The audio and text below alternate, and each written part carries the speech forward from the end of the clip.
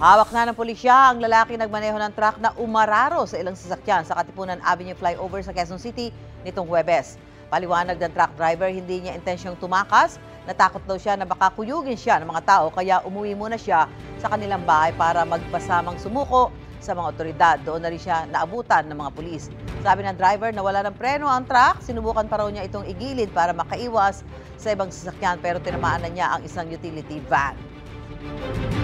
Pag-akyat ko po ma'am ng flyover, pag-ahon ko, nung nasa ibabaw na ako, pag-preno ko, wala ng preno. Yung palusong, hindi ko na po na-control yung palusong na po. Kaya nung nasa track lane po ako, iniwas ko na lang dito sa may bus. Kaso may L3 pong nakakontrol.